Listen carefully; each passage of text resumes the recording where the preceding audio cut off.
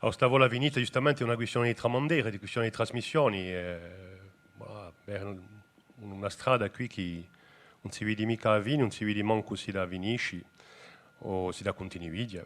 È una questione sempre a parte.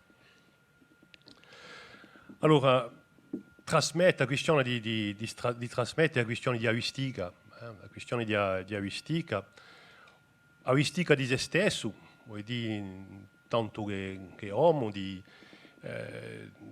lagare a sua parte d'eternità, ai suoi vidori, ai città di un carroglio, di un paese, di un regione. Quest'idea di trasmettere, dunque di lagare una parte di se stessa ai suoi, alla sua cultura, al suo popolo. E di nuovo la questione di avistica, qui che noi cerchiamo, è difficile di entrare in questo mondo qui di trasmissione, di avola, di un mondo di magia, di vistiga, dunque, una vistiga che noi cerchiamo sempre, da macchia a Corsica, cerchiamo sempre, una cotola, sempre una pietra, vediamo a Corsica dappertutto, nei nivoli, qui io trovo una testa mora. Quanto a me, voilà, oui, non l'hai mica vista tu, ma so poco quanto a me sono passati davanti, non l'hai mica vista. E, e dunque, voilà, se non ci mettiamo a cercare a Corsica la nostra cultura in dialoghi, nei chiassi, noi cominciamo a sentire o a pensare, a ritrovarci nei chiose, allora, forse ancora, ma i chiose non sono mica qui vicini, i chiose non si sentono, i chiose non si possono sentire i ronchi degli asini, queste chiose non si sentono i voci, ma i voci di loro non sono più qui, i voci che ponevano in questione nei tempi, venite quando eravamo zitti, di qual sei, quando sei. Le questioni sono difficili a porre oggi, non ci conosciamo più. Enfin, manco nei paesi che sono diventati città, non ci siamo più. Ma la questione di un luogo è fondiva. Perché la questione dell'identità è legata alla geografia. Si può mica pensare a essa senza essere in qualche luogo. Essere in qualche luogo vuol dire che i paesaggi che sono intorno a noi non sono mica ambio, non sono mica un decoro di ciò che c'è intorno a noi. La mesologia dice che questi paesaggi crescono a tempo a noi. Ci siamo arrivati insieme con i nostri paesaggi, ci siamo arrivati se noi siamo cresciuti a bordo di mare o in montagna o in foresta, in campagna. Questi paesaggi qui sono una parte di ciò che noi siamo e noi siamo una parte di ciò che sono. Voilà. Posto che li abbiamo travagliati, li abbiamo zappati, o mica. Li abbiamo visti passando per andare a giocare, li abbiamo visti passando per andare a cortizzare, per un scortono. Ma questi luoghi qui facciano parte della nostra identità e dunque sono i che portano di noi questi racconti mitici. Allora, la Vistiga è di nuovo la Vistiga lasciata dall'uomo, di società che sono passate.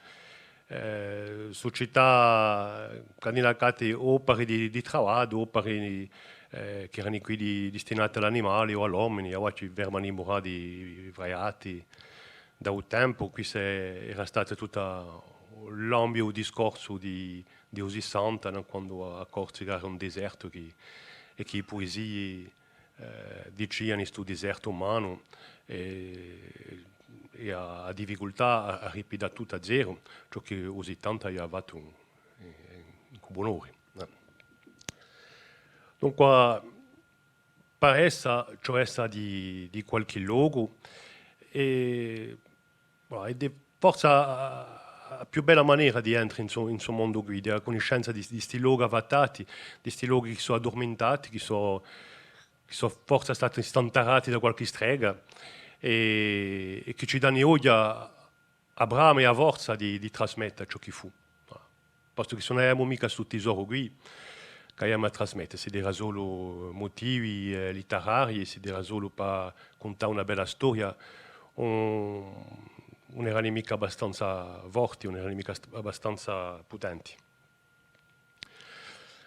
Ecco, dunque, cioè, conosce sta affare qui per andare più lontano. Il territorio, come noi lo conosciamo, è una dimensione politica di un spazio. Il territorio non è mica un mondo tradizionale, si tratta piuttosto di mondo. Quando l'uomo campa di modo tradizionale, campa in uso mondo. Il territorio ha una legge in cui ha frontiera, in cui i limiti. Allora, i limiti di un mondo tradizionale ci sono, ma questi limiti sono a tempi quindi di un territorio, di una comunità, di un mondo, di una comunità, e di noi un luogo dove si trovano i porti per passare un mezzo spirituale, un mezzo invisibile. Quindi noi, per capire questi racconti mitici, cioè da un punto di vista antropologico, da un punto di vista culturale, che ce la più in conto i credenze popolari, e dunque capisce che al limite è a tempo al limite di un territorio, forse, ma al limite di noi tra un mezzo visibile e invisibile. Una maniera di concepire che l'uomo avria per il mondo due mezzi, voilà, due mezzi di due campi. Questo mezzo invisibile sarebbe una parte che non potremmo mica intravedere in tutti i giorni così, ma quando in certe circostanze porti si pone apre per avere a fare un essere, un spirito che non è mica di questo mondo qui, o allora che di questo mondo qui, ma non è mica di questo mezzo visibile, che ha affrontato una frontiera che va dall'invisibile al visibile. E questi porti qui sono questi cristi, sono vicino a questi zapari, all'entrata di voresti o all'angolo di una casa antica o di un caruglio. Ogni volta che c'è una rompitura di spazio ci pone essere si porti qui, e i racconti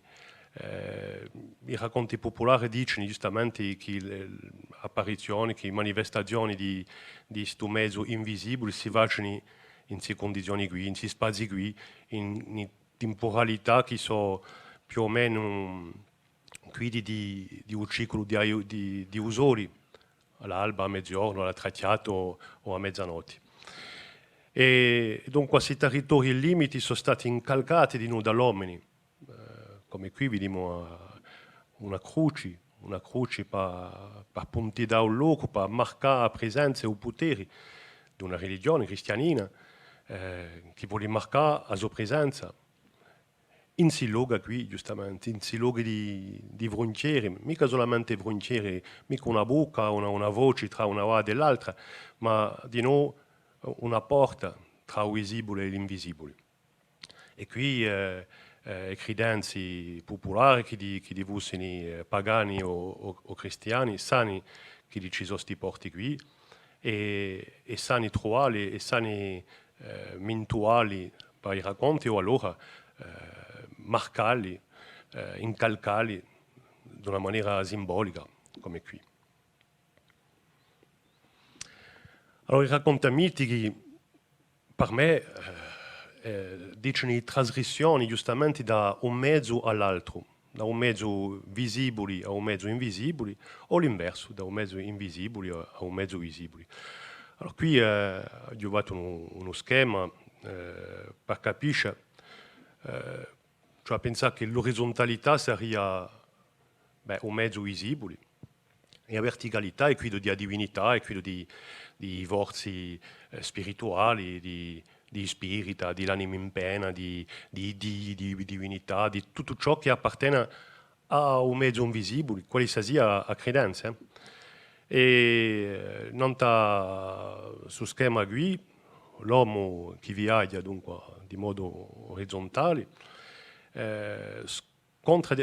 altri elementi di natura che hanno diverse funzioni. Dunque, un minerale, qui concepito da montagna o dall'acqua, da un mare o un fiume o a fontana, sono porti.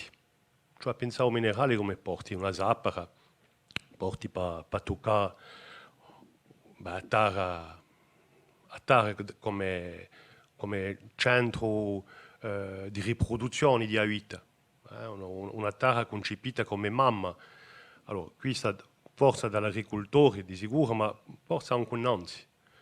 Una terra che dà vita di piante, di pesci, una terra che è concepita come la mamma dell'uomo in credenze. E dunque il minerale è una maniera di pensare questo mezzo invisibile e sta porta che dove si uvrancato un fiume, uvrancato una vadina, una fontana dove ci pone sta qualche anima in pena o qualche fata, e a montagna dove ci stanno i streghi o i vati di noi, perché la vata e la strega in un dominio mitico è un po' la stessa divinità, dipende a maniera di contarli. Gli animali, nei racconti mitici, quali si siano, sono sviluppi che permettono un viaggio per andare in un mezzo invisibile o per venire da un mezzo invisibile a un mezzo visibile. E dunque, se voi avete in capo i sogni mazzerichi, i sogni mazzerichi parlano di spiriti umani che sono dentro un sviluppo animale, che saranno i tombi da un mazzero, o allora non saranno mica tombi. Ma i dii che vengono in terra di mitologie diverse, pigliano spesso la forma di un animale.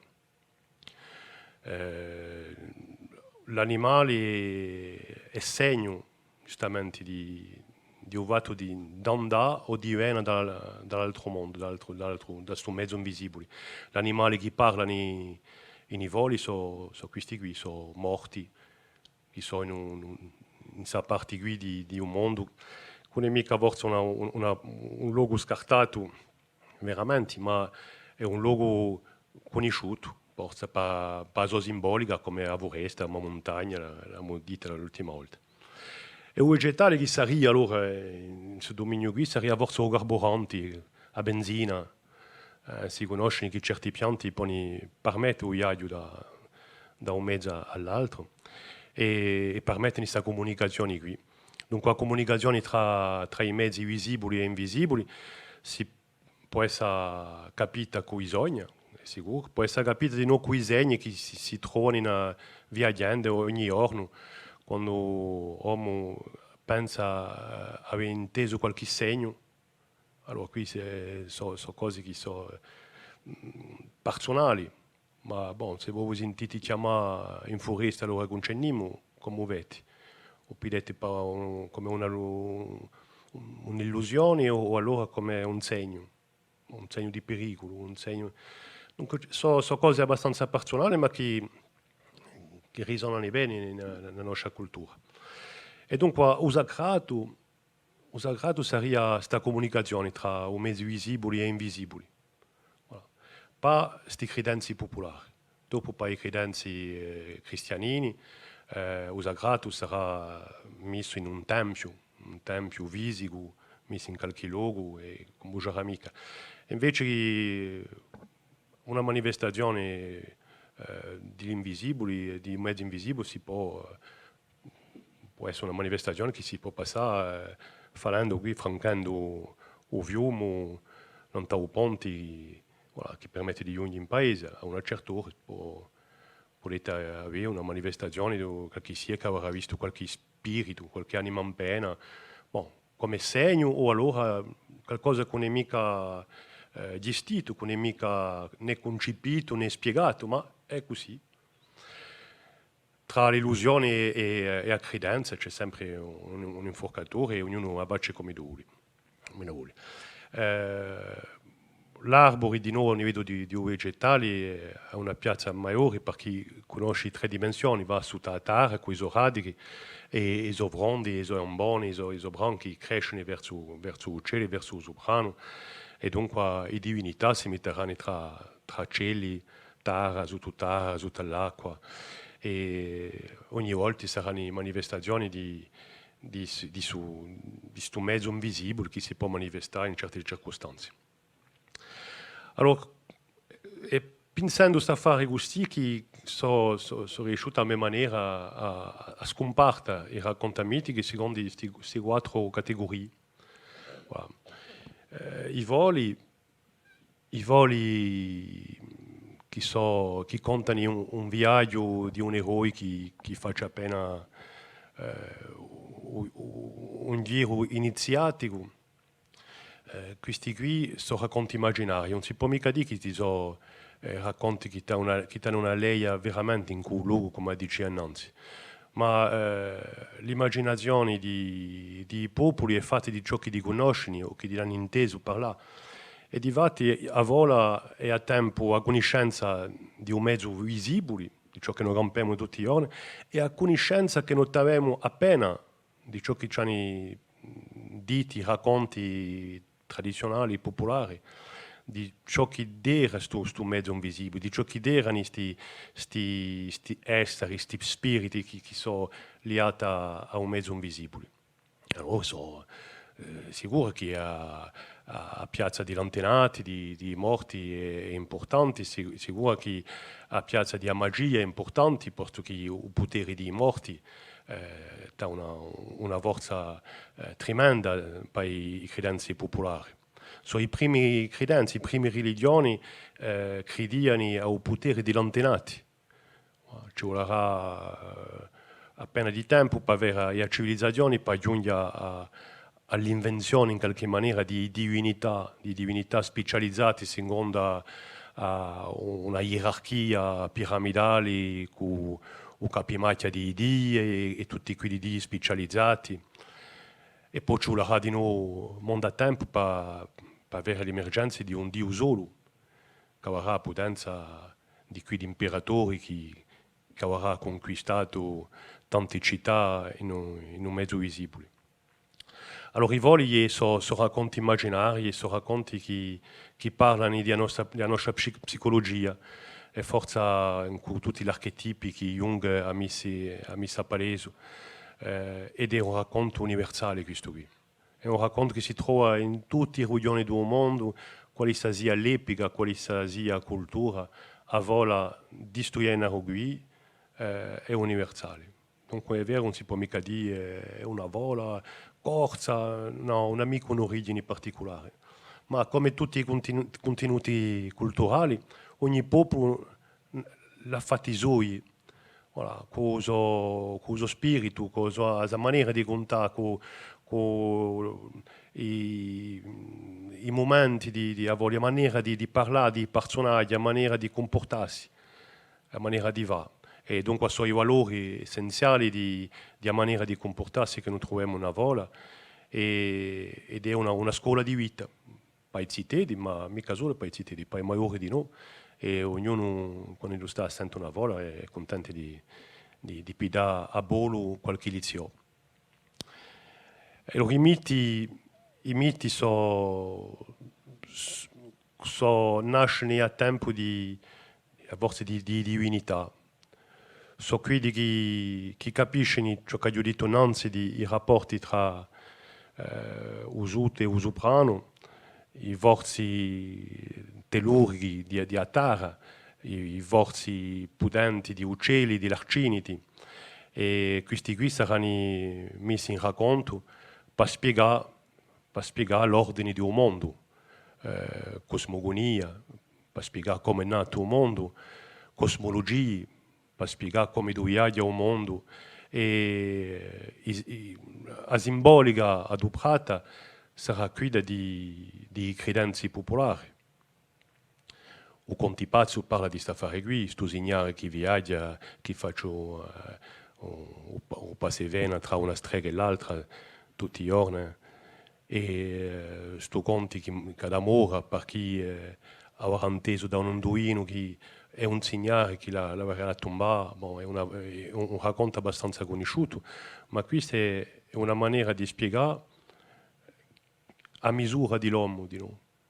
c'è una misura di un tempo di sto segnare che faccio io di tre streghe che stanno in so montagne, in so zappari, ma stomo che d'amore da verità di insegnare e quindi che andà al di là di a sua misura, di a misura di l'uomo.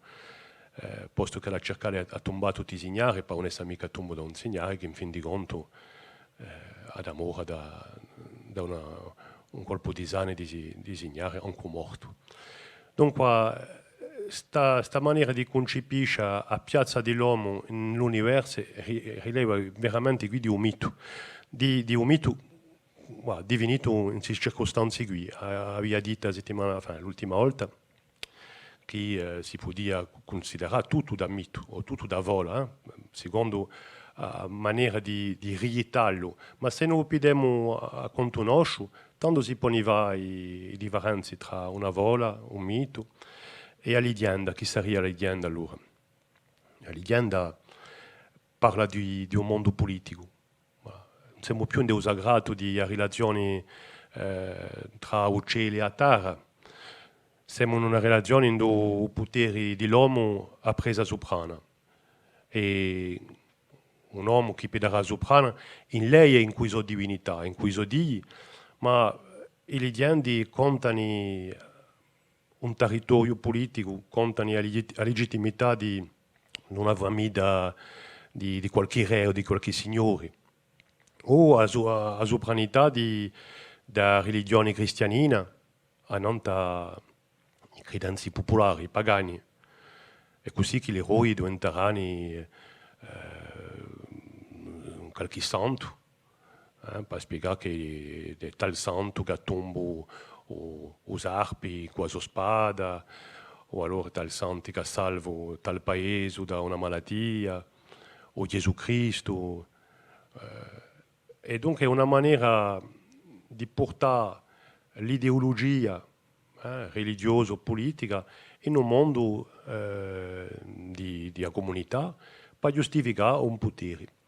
Dunque, quando scontrati non racconto a presenza di un potere spirituale come la religione cristianina o allora un potere di qualche signore, tanto siamo in un mondo di leggenda e da retto forse c'è da scavare parecchi affari che toccano all'archeologia e alla storia, perché da retto c'è sempre un rapporto di forza tra due comunità.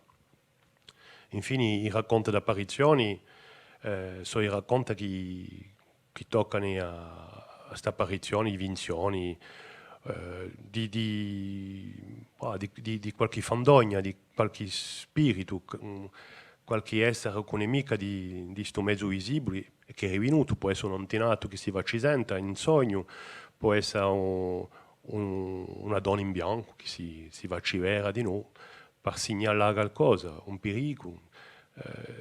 Dunque, questi racconti qui invece possono accadere ogni giorno. E ogni volta che ne parlo con gli studenti ce n'è sempre uno per contarmi una che è caduta a Ido, un parente, un zio, un missiao. E dunque, ma sono sempre in lei a questa maniera di concepire il mondo. Allora, se noi vediamo a questo rapporto qui tra i racconti mitici e i mitici e queste nozioni di sapere e di poteri, a vola, infatti, considerare che la potenza e i poteri è in mano ai morti, agli antenati. Dunque, forse un racconto antichissimo da questo punto di vista qui. Dunque, l'eroe di Avola ad essere iniziato dai morti, ad essere imparato e a suo sbocco di sua pro sarà possibile per via dell'aiuto di questi morti qui che avranno un parere di qualche vecchio, qualche vecchia o qualche animale. Ma è vero che in si vuole qui, di volte c'è una porosità in cui altri racconti e potete avere a fare in una vola una divinità o allora a vola da impatronisce di un motivo, di una mitologia altra. E quindi noi vediamo un passevena tra ciò che deve essere ripreso da mitologia, dunque a scrittura di i miti di un regione, di un'area culturale, come da arrivati i greci o i romani, per un dito. E dunque c'è una porosità tra la vola stessa e sto luogo di divinità che toccano di più a una mitologia, dunque una messa a scritto di queste divinità qui. Allora, l'eroe di un mito, Ido, avere sia coi Dio, sia con un Dio. E il fatto è che la nozione di eroi mitico, in questo senso qui, di considerare un mito come un racconto specifico, e di dire che l'eroe avrà per strada un rispetto di misura di se stesso. Ecco, dunque, sta lei in cui divinità, sta lei in cui Dio, parido finisce a spesso con una disgrazia. A spesso gli eroi di miti muoiono. Muoiono perché giustamente sono andati al di là della sua misura. Hanno voluto essere Dio, ciò che non era mica. E dunque il potere nei miti sicuro è quello di divinità e diventerà quello di Dio. Voilà, posto che per una Bibbia, a Genesi, i primi racconti sono racconti mitici, antichissimi, babiloniani, per un dito, e dicono giustamente questa capacità e questa libertà dell'uomo di andare al di là della sua misura, ma di pagani di noi il passo. All'Idianda, Ida dunque face il passo tra Dio e l'uomo, posto che il potere si svilupperà tanto, sarà qui portato a nome di Dio o a nome di qualche signore, di qualche conte, di qualche gio, di qualche re. E tanto si riconosce a potenza di uomini che entrano in un luogo di questi racconti mitici. Di vata a Vincioni ritrova il potere di morti in vita di tutti i giorni, un potere che può essere a tempo come un aiuto o allora un'informazione per dire o tale d'amore o c'è adesso un pericolo, c'è adesso una disgrazia. Ma tanto qui non è mica questione di sapere se è bene o male, è qualcosa che si passa in una rotta di vita e di morte, in questo ciclo qui, che diventano questi racconti mitici. Allora, questa era per la prima parte. Per la seconda parte, voglio parlare giustamente di trasmissione. Chi ci tocca trasmettere oggi, se non consideriamo che un mondo sacrato è morto con il tempo, è morto davanti ai murati della città, di un potere politico e di un territorio. Voilà. All'Idianda ci dice giustamente questa presa di potere, di un politico non tau sacrato. Pure se all'Idianda cerca di sacralizzare il suo discorso, pure se all'Idianda ritroviamo elementi di magia, elementi di credenze popolari, ma è giustamente per giustificare i suoi poteri che andranno a cercare anche i credenze popolari per essere creati. Dunque, la trasmissione patrimoniale che noi conosciamo oggi, che è oggi un'ondatura politica, e dunque fidel della città e dunque per pensare a una politica di patrimonializzazione, ci ho matricolato di nuovo il fatto che oggi ci sono due strade per patrimonializzare. C'è da una parte la messa in valore per la pedagogia, per la trasmissione ai giovani, per trasmettere un sapere antico, una maniera di campare antica. che può essere legata ai luoghi, giustamente, pure di leggende, dove ci sono i stighi di castelli, i resti di vecchi chiesi e tutto. Ma c'è di nuovo sta messa in valore legata al turismo. E tanto qui si sa oggi che tocchiamo di noi i rischi di sopravfrequentazione, è difficile da dire, di avere troppo mondo, troppo gente, se vuoi un colpo di una vistiga persa una macchia a mezzo ai lamaggi, apriti un chiasso, un'ivetta pubblicità e di colpo renditi pubblico a centinaia o migliaia di persone che ci pone unghia di stati come una banda d'animali, ma con serie mica condotte da qualche pastore.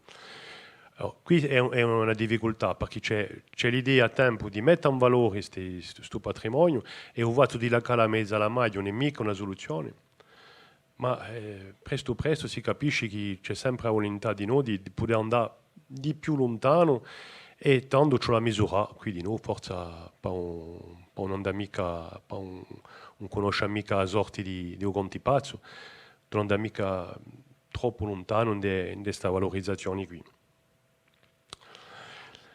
Allora questo è sempre Bonifacio, sapete che Bonifacio è un luogo magico, ci sono i guardiani ancora là, vedete, questo è uno, figlio della Sardegna, figlio del mare, Varda, chi penserà a questi qui non si sa, però è qui e sono sempre qui per farci conoscere la magia di un mondo, posto che quando noi pisiamo il capo vediamo questi guardiani. Ci sono sempre i passaggi, per passare da un mezzo visibile a invisibile, per risentire la presenza di magia, di risentire per se stesso, anche pure prima di spartire. E c'è sempre un mezzo di perdersi in foresta per ritrovare i voli. Allora, con tutti questi tratti naturali che noi abbiamo, potremmo pensare di nuovo a una mediatizzazione altra, con la tratti noi che noi abbiamo oggi, una ricchezza naturale sì, una ricchezza culturale legata ai credenze popolari e tutto, e in più di questo oggi a tratti moderni. Allora, qui voglio parlare di un'esperienza che ho fatto anche studenti, era nel 2014 penso. 5 anni fa, passa il tempo. E dunque l'idea è di mettere in piazza una trasmissione di una vola e voglio avere come una vola antica, può essere trasmessa con i studi della trazzi l'arnesi d'oggi. E dunque ho contattato una squadra di studenti, era all'UT, e MMI, condannati. L'ho contattata a vola di Uidoldore, me ne ha parlato l'ultima volta appena. L'ho contattata e poi una riceve appena le sue sensazioni, dopo le sue emozioni, ciò che l'hanno inteso, ciò che l'hanno capito, per avere appena ciò che era di contare in una sala sotto i lumi bianchi, insomma, manca appena vati per contare. E dopo mi sono detto, ma non basta mica contare come vale. Allora abbiamo messo in piazza un progetto trasmediatico. O transmedia è una tecnica appena recente, di appena un po' di anni, ma che permette di trattare di una storia mica seconda a storia stessa, a un vilo di una storia che si sbucina così, suitando un eroe, come ne abbiamo parlato una volta, ma trattando piuttosto l'universo di un racconto. Trattando dell'universo sano di un racconto per poter entrare di parecchie maniere in suo racconto qui.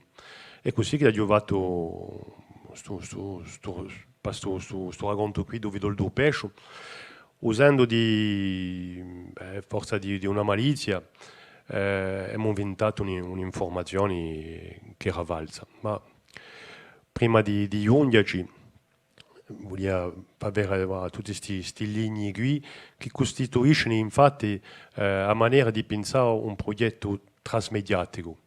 Allora, se volete per la avrezza a più bassa, a linea di tempo di avvizioni, dunque di storia e da stesso, di un racconto, qui si sicuro si sbucina da un principio a fine.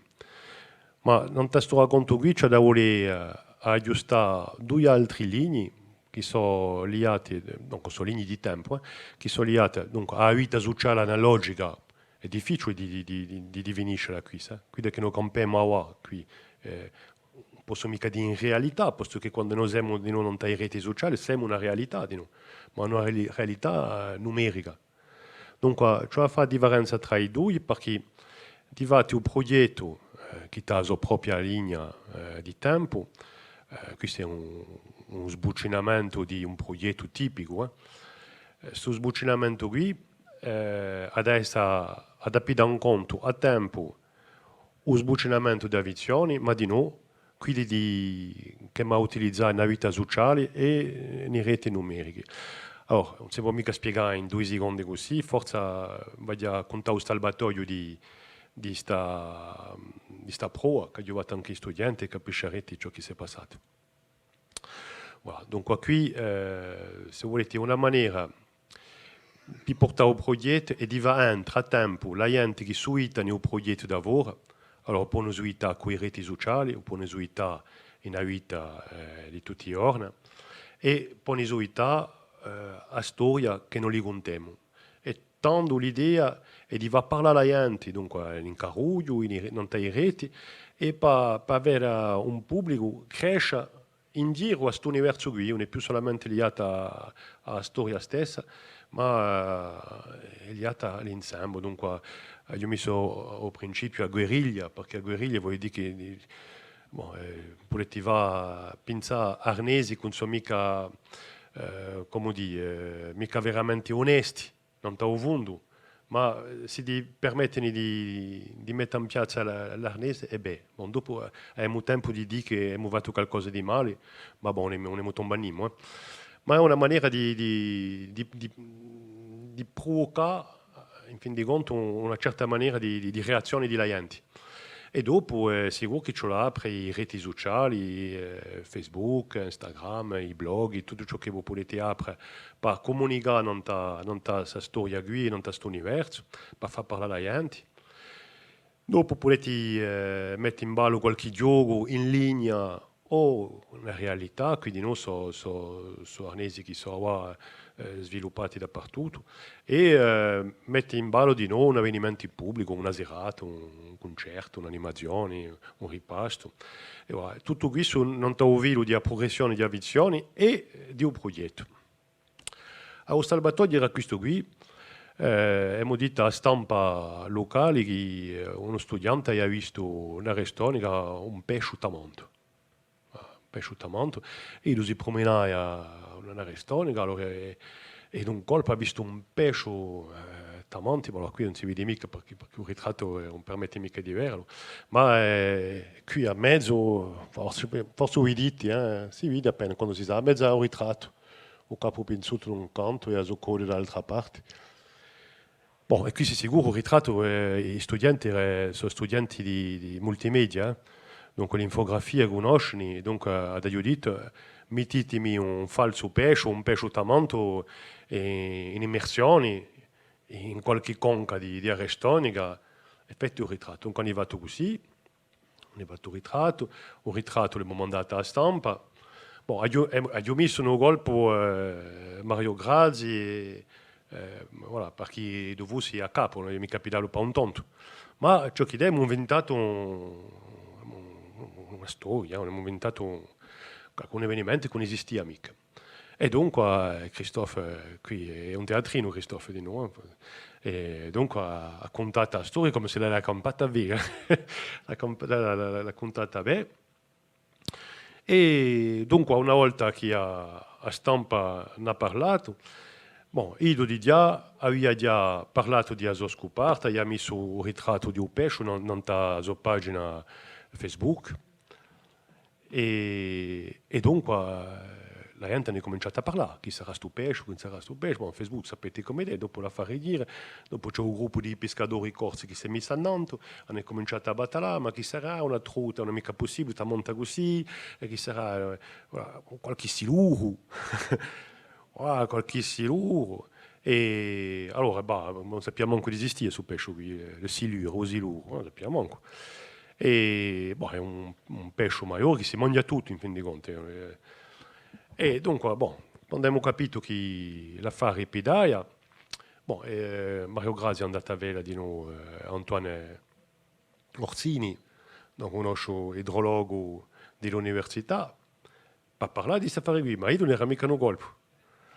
Quanto a me, non so se ci vedo. E non era mica un colpo. Dunque, allora, podia avere che dire una valsa informazioni. A me un pesce qui faccia la metà di Agonca, è un coso più da tola. Dunque, ma il fatto è che qualche mese innanzi avevano cacciato da un lago di Todda 4 siluri. 4 ce n'erano, aveva cacciato 4. Dunque, ha visto questa affare qui, ha detto che c'è un tonto in traccia di mettere i pesci dappertutto. Allora, quando ha visto questa affare qui, allora, aveva 2 dottoranti, hanno cominciato a mettere su Facebook le storie di disgrazi, di gente che sono morti, di fiumi maladetti, qui come la gonca maladetta di Arestonica. E ha cominciato a parlare di questa affare qui e il compagno di una dottorante faceva la sua tesi in biologia marina. Allora, gli ho detto, tu fammi un blog e comincia a dire che ce la metti i pesci che mangia, che so bei a pescare, invece che i truti c'è da pescare, ce la metti i pesci maggiori, tutti i nostri, voilà, monta la sega tutto il mondo. Allora, questo era per far parlare di noi. E dopo, quando è sortito il giornale, abbiamo mandato studenti per pedare i radiotrottoir, per far parlare alla gente, ma che sarà sto silure? E tutto qui, dunque, è cresciuto l'affare. Tanto abbiamo fatto di noi un sito internet per parlare dell'affare qui.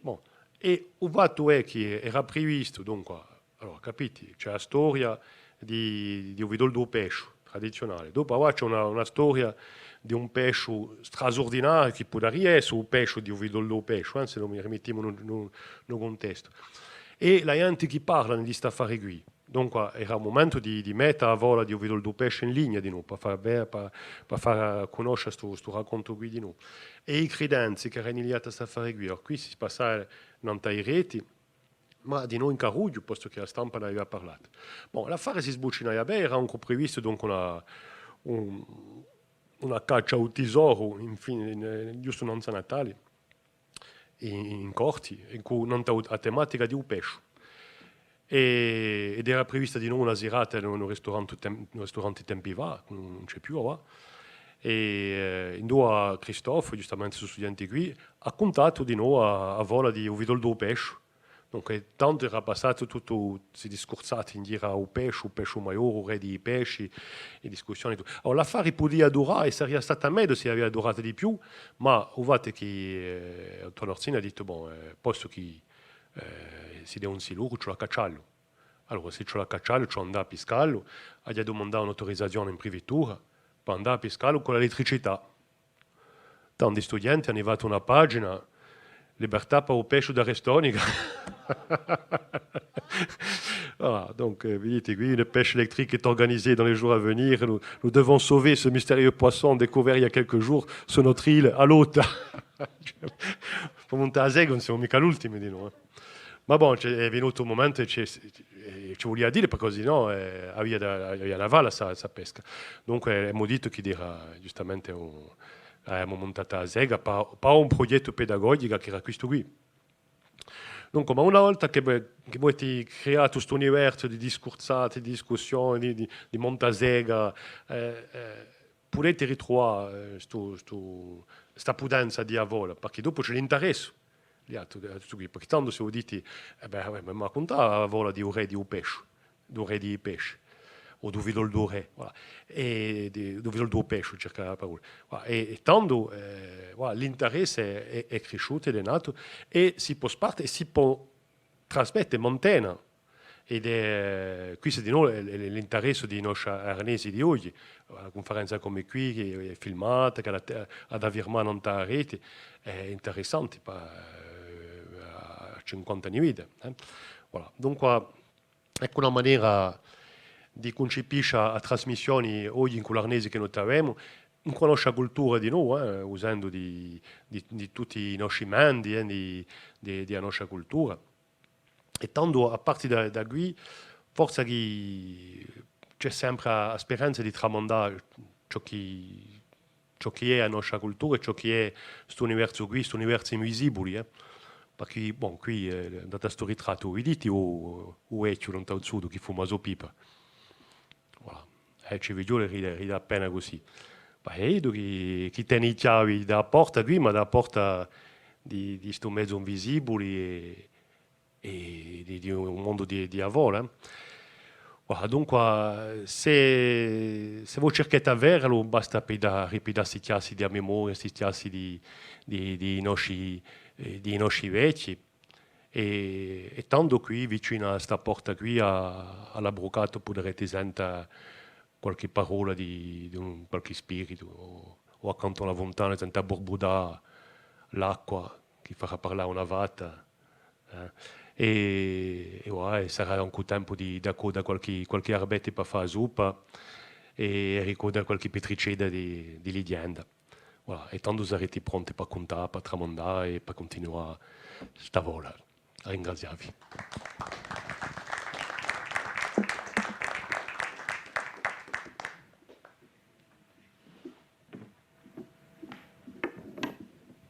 Ringrazio a te soprattutto per questi tre magnifici conferenze che ci quantunque ci stradano in conoscenza proprio di avò, la leggenda, tutto questo universo qui concettuale, ma di noi spirituali, teorico e poi di noi a maniera e i contenuti. Mi pare che abbiamo fatto un giro proprio completo qui con questa parte giusto appunto universitaria, ma di noi con questa parte forse invisibile, meno spiegatoria e che piace assai. Ecco, momento di dibattito qui e ora di citarsi e di sussurrare e di un la so, i primi paroli, i primi reazioni, nanta fola e poi di no trasmetta perché giusto appunto su tradere qui che è vecchio come mica un mondo ma come l'uomo su tradere forse chi con ciò che è stato ammentato oggi è lontano resta una vola finita e che c'è proprio materia a rilanciare o buttacchio semplicemente mica reazioni. Patrizia Catalgic. Bon, ti ringraziamo, sempre così interessante.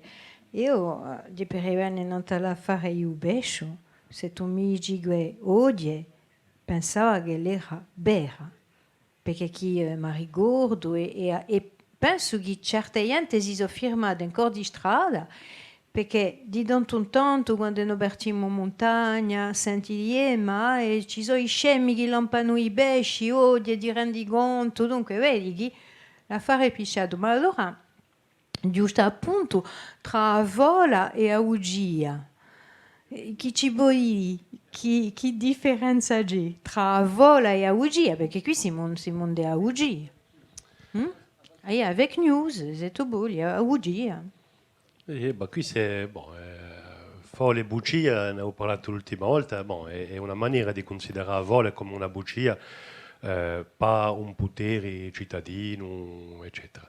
Ma non qui, non, parlando di questa esperienza qui, a Vole e a Bucia, siamo in un conto di Amagagna, siamo in un conto a Vole a ritrova a Magagna, o Stalbatoia, a presa in mano, e qui a Vole entra non solamente un universo tematico di un pesce, ma in un universo tematico di nostra cultura, di un nostro spirito, voilà, di andare a cercare l'estero dell'altro, a montare la sega, e vai, è la nostra cultura di noi. Dunque, se è passata così, non era mica prevista, ma è vero che è andata bene perché di volte più è grosso e più pari vera.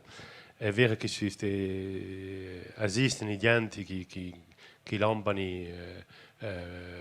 pisciucci che diventeranno spesi pericolosi per i fiumi e per il mare. Esiste questa dimartia qui, so è legata alla società di oggi, forse che giustamente a smisura, ne parliamo sempre, che i miti trattano di noi. Ma dunque a bugia qui è stata una risa, guarda. Ma una risa mica per tutti, perché Jean-Michel Coglioli, un mio amico che è responsabile di Lavezzi, un anno dopo mangiai in casa Zoia e mi venne a parlare di sta affare qui e mi dice perché eri tu a fare due pesci da restaurante? Io non facevo mica ridere. Ma mi chiamato durante 15 giorni per sapere ciò che ci voleva fare, cioè ci voleva cacciarlo, mica cacciarlo. Hanno chiamato Roma, già stata una bella discussione. Ma, allora, ciò che è che gli studenti durante tutta questa esperienza qui non ce ne manca uno che ha lasciato.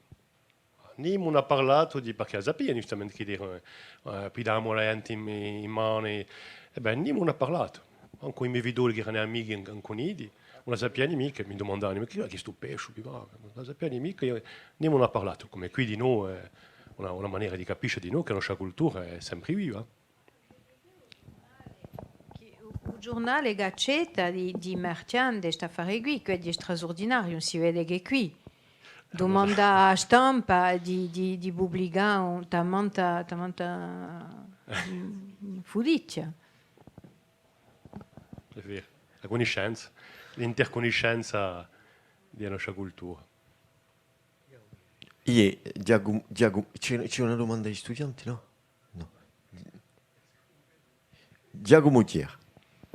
Io vorrei domandare come si fa a distinzione, diciamo, tra l'attitudine, che è un'attitudine a vostra, quelli che hanno montato Savola, Sabotaggio, questa commedia, che è un'attitudine di creazione, finalmente, creazione pedagogica, ma al di là, creazione culturale, e poi dopo lo sguardo detto, preteso, non so mica come dire, scientifico, che è quello di discipline come la psicanalisi, quando la tratta giusto appunto di l'apparizione, quando la tratta di attraverso l'esperienza e la parola di il trauma, il trauma, e che lui ci vede una specie di, come di nascita in della personalità, in dello spirito, in della memoria, finalmente in dell'identità individuale, quando lui ci vede qualcosa come una nascita di un sguardo antichissimo, antichissimo nella vita di un soggetto concernato, e che crea un'apertura non a un mondo che per noi è un mondo mitico, leggendario, e che per un psicanalista è un mondo giusto appunto proprio psicologico e psichico. Come si fa la differenza, se la si fa? Non so mica specialista, ma per concepisce un mezzo invisibile, ha giustamente fatto un paragono tra lo scusciante e il cusciante. Questa parte scusciante dell'essere che la psicologia ha messo in lume non ne sa nulla, posto che le scuscianti. Qui c'è un livello infra di persone umane, a un livello mega l'universo, fatto di 75% di roba invisibili, energia o materia invisibili. E portanto è necessario capire la piazza e il funzionamento dell'universo, di ciò che non capiamo noi. Vuol dire che la psicanalisi penso che la parte invisibile di un mondo dell'uomo tale che rappresenta, secondo una teoria mesologica, mezzologica, penso che la psicologia ha più volentieri, giustamente perché da isogante trova dello scusciante. Trova dello scusciante, trova dello mezzo invisibile, forse appena la stessa andatura.